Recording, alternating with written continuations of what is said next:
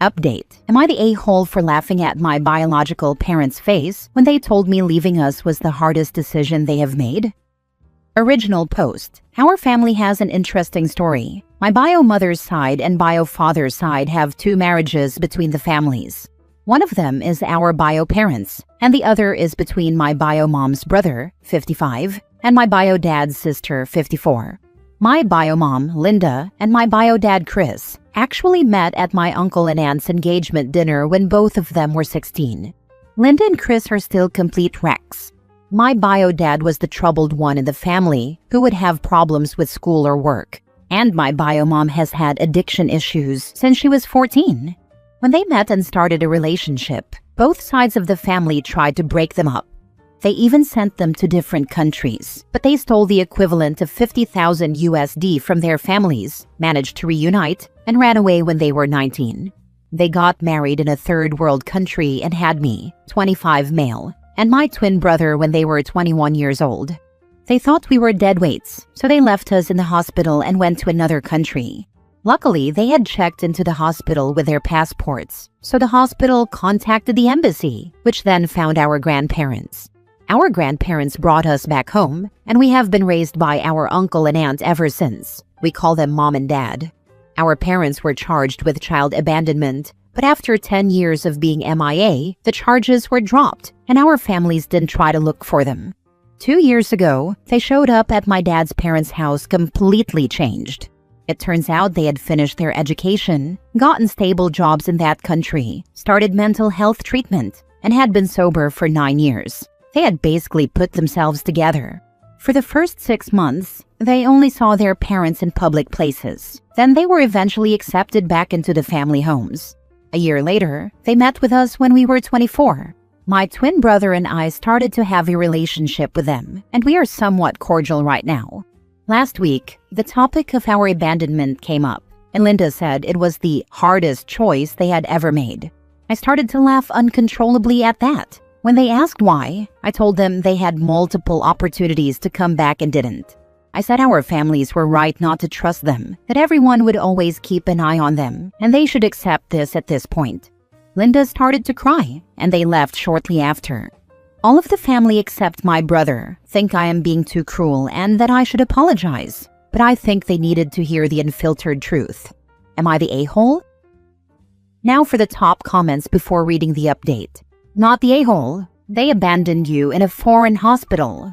If they'd left you with your family and then tried making something of themselves, it would be forgivable.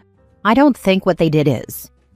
It is a miracle that they checked in with their passports, and even though it was a third world country, Sri Lanka, the doctors and nurses had compassion and tried to find our families, and the country actually had a good healthcare system, so it wasn't hard to find our family. Look, it would be different, not totally free of problems and faults, if they had left you at your grandparents or at your now mom and dad, aunt and uncle, but they left you at the hospital. There was a high chance their intention was to never look at you again. She may regret it for real in hindsight, that's understandable. But you know, the dildo of consequences. Not the a-hole, but it depends on what kind of relationship you want with them going forward. This will limit a relationship, but you may not care anyway. The rest of the family wants a restored relationship. I wouldn't even trust a penny to either of them, so if they are not okay with it, they can leave. I honestly don't know what my family wants from them. The idea of a perfect family.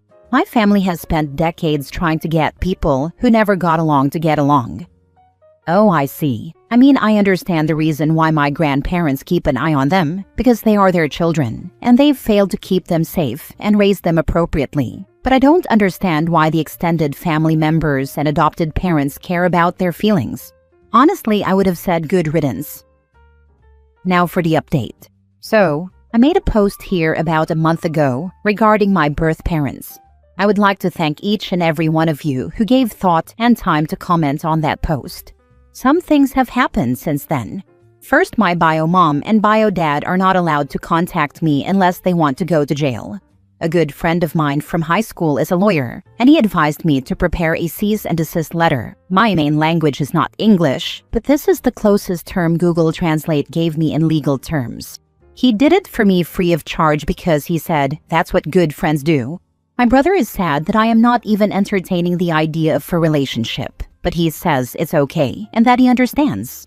He just sees them from a different perspective, the same perspective he has when looking after patients he cares for. My mother and father weren't happy about the cease and desist and accused me of being cruel and heartless. They said I was the embodiment of a demon and told me they would cut contact with me if I ever put this plan into action. I said, well, consider this our last talk then, and left their house. I live in my own apartment that my grandparents gave me as a birthday present on my 18th birthday. So no worries, it's in my name and no one can touch it. We haven't spoken a word since, and I doubt this will change in the foreseeable future. My parents are too forgiving, and ever since childhood, I have been told I am too vindictive, and that still continues. My parents say I remind them of my great-grandfather, who ruined people's lives just because they did small things wrong to him. I'm not going to argue with that. My grandparents, though, have understood my perspective, and they said they will respect my boundaries. They also asked me to respect their boundaries in maintaining a relationship with my birth parents. I said, of course, and we reached an agreement. I still love them very much and feel lucky to have compassionate parental figures who can understand where I am coming from. Other extended family members are divided. Most of them think I am cruel and no longer want to have a relationship with me, other than being civil when we see each other, while some still want to preserve the relationship we have. I can live with this. I am also back in therapy. Thanks to my brother, he arranged a session with a therapist and an appointment with a psychiatrist at his hospital. So I am currently back in therapy and have started using antidepressants. It doesn't solve all the problems, but it helps. As for me, my life continues as if my birth parents never showed up. I go to work, spend some me time on the weekends, hang out with my friends whenever I can find the time, and visit my grandparents once every 2 weeks. They live next door to each other. My brother is my next-door neighbor, so we eat most dinners together when he is not on night shifts. On those nights, I usually find someone to spend some time with. So, missing info. What happened that caused a cease and desist or restraining order to be issued? It was a preventative thing. My lawyer friend said they would continue to pester me or even ambush me at my house, so I took this initiative as a primary prevention. Due to the nature of the previous case, by our country's law, I can ask for a cease and desist letter, but that is not a restraining order. It is just a warning letter against them saying if you ever come close to me, I will accept that as an assault, and I will act according to that. Not the a-hole. The majority of your family sounds toxic. I'm glad you're in therapy and getting the help you need. And I'm glad you have gone no contact with everyone harassing you and calling you names. You are not a demon by any stretch of the imagination. You are not to blame for other people's bad behavior. And when you react to protect yourself from that behavior, you are not wrong. I'm sorry your parents and bio parents are both ignorant and hateful. Reading the first post, I wondered what the family was like if the bio mom got into drugs at 14 and the bio dad had problems as a teenager too. Figured there was probably some toxicity in the first place, and after reading the rest of the family's reaction to OP not wanting anything to do with the adults who literally abandoned them in another country without even trying to contact back home, I feel firm in my stance that OP's family sucks. My family comes from somewhat of a noble lineage in our country, and everything is about appearances and how we are perceived from the outside. Abandoning outcasts is something they are familiar with. So yes, they are toxic, and the concept of a remittance man is a thing in our family. My bio dad and bio mom are not innocent here. Their parents, my grandparents, pushed every button they could to make things right, medically and emotionally. But my bio dad is a diagnosed borderline, and my mother is type 1 bipolar, diagnosed very early at age 13. I am also diagnosed with medication-resistant depression. I had TMS when I was 18. So mental health disorders are genetically rampant in our family. My brother is also type 1 bipolar. Our grandparents tried to change a lot of things in our families, but their siblings wanted things to stay the same, so it didn't work. However, they raised me and my brother according to their ethical code, so they are the ones we look up to.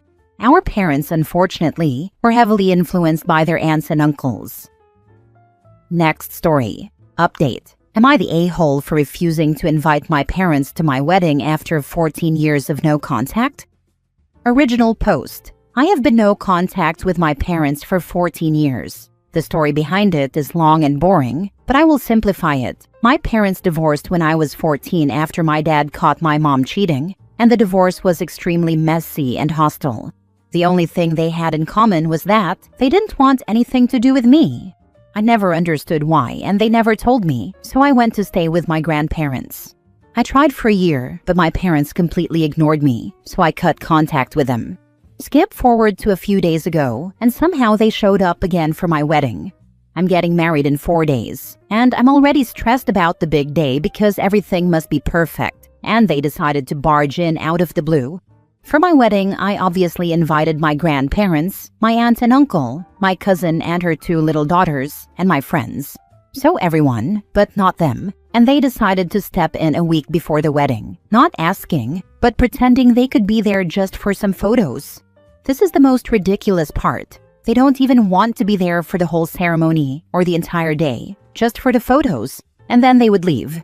I obviously ignored their texts and calls because there is no reason I would even think about having them at my special day.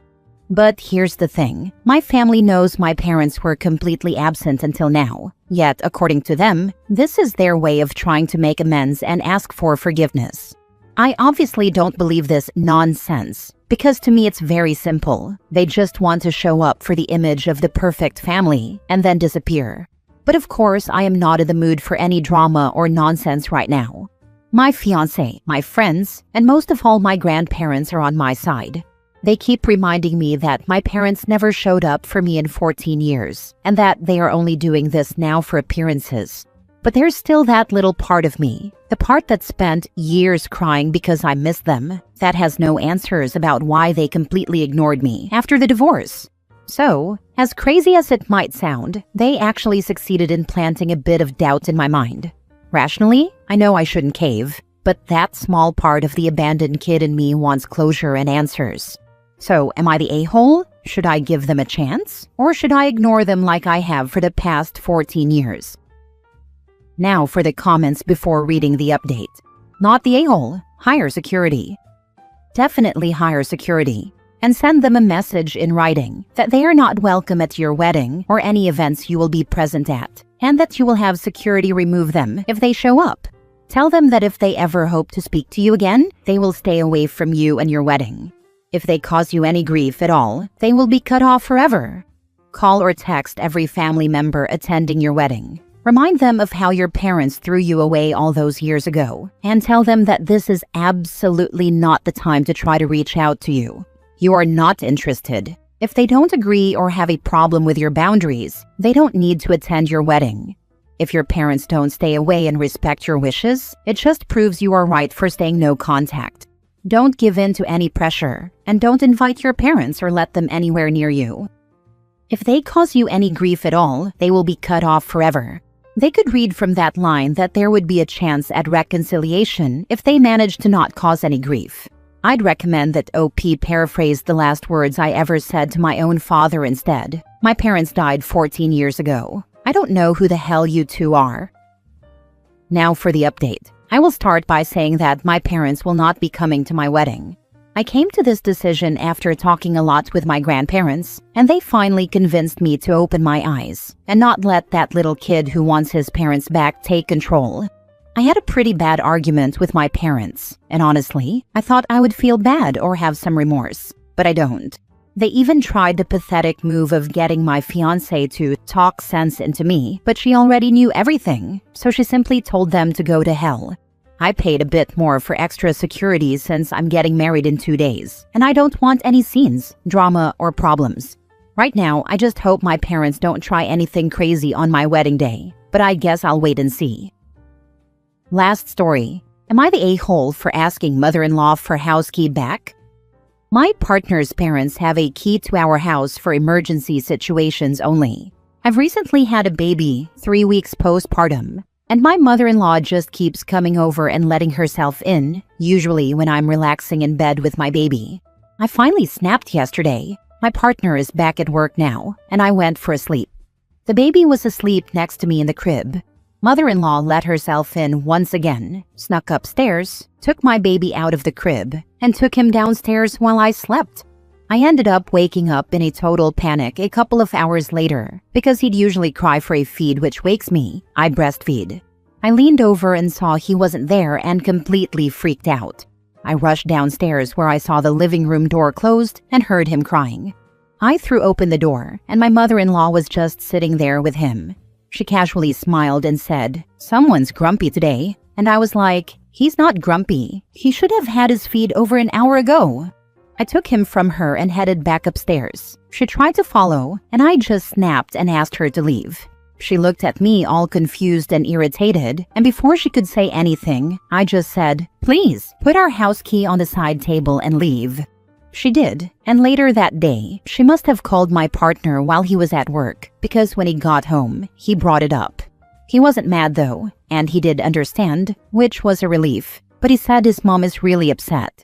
I just responded with, "She can't just show up here and let herself in. It's pissing me off." He said, "I know, I get it. I do. Just know she doesn't mean any harm. But I agree with you." I told him the fact she doesn't mean any harm is not the point. It's intrusive, and I don't care that she's upset right now. Am I the a-hole? You're definitely not the a-hole. I'd change the locks because you'll never know if she made copies of your keys or not. Make sure your husband starts setting clear boundaries with his mom. This is the solution. Change the locks and turn off your doorbell during nap time. Put latches on the doors. Then it doesn't matter if she has a copy and it will help when baby starts toddling. Intent doesn't trump the actual outcome. She overstepped, exercised zero self-control, or worse, felt entitled to behave that way. She should be upset. She should be upset that she upset a freshly postpartum mother and made her panic when she couldn't find her baby. That's a terrible thing to do to a new mother. I wouldn't ever apologize for what I said to her either. You weren't rude and she was an uninvited intruder at that point. Not the a-hole, and don't let anyone make you doubt it. This is it exactly, 100%. My monster-in-law did the same thing and laughed that she made me panic thinking my baby was kidnapped. That was only the start of her shenanigans. She trampled boundaries everywhere. We had to go no contact with her for 4 years. No contact ended because my father-in-law was diagnosed with and subsequently died from cancer. He and I got on great, another thing she disliked. She has started pushing boundaries again, but I have a shiny spine and my husband doesn't take crap from her anymore.